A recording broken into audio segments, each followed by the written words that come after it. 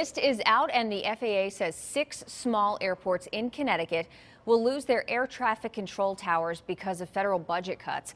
Nationwide, there are 149 towers affected. News 8's Aaron Logan live in News 8 Control tonight with more on this. Aaron.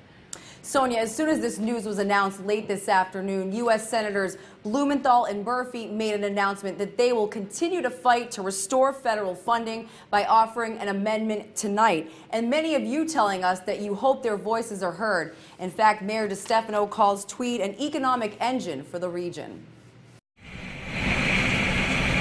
There's a universal sentiment that's been flying around New Haven's Tweed Airport. You definitely need this airport. It's been the phrase over the last month when President Obama first announced about 150 airport towers could close as part of the sequestration. Then Tweed, along with local, state, and federal leaders, appealed that decision by the FAA to close a number of Connecticut's towers. Today, the FAA rejected that appeal. So Tweed, along with Brainerd, Hartford, Sikorsky Memorial in Bridgeport, Danbury Municipal, Groton, New London, and Waterbury Oxford's towers are slated to close on April 7th.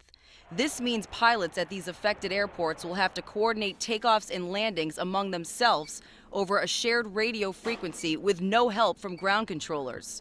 This Branford businessman who flies out of Tweed every 2 weeks worries about what this could mean for commercial flights. He dreads the thought of flying at a busy airport. My wife drives me over here in the morning.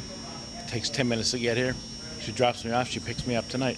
Now I got to pay for parking and everything else. I mean, it's obviously going to change my flight pattern. It's a similar story for Francie Brody, who's always picking people up at Tweed. No matter where I live in the region, it's only a few minutes from my house.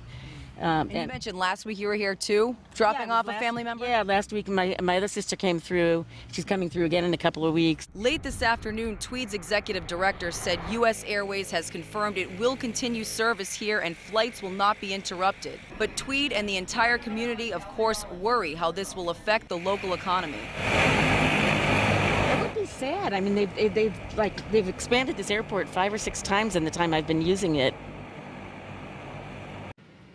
Now, the FAA says it will continue to make steps to make sure there are safety operations in place at all of these affected airports across the country. They're set to close over a 4-week period starting April 7th.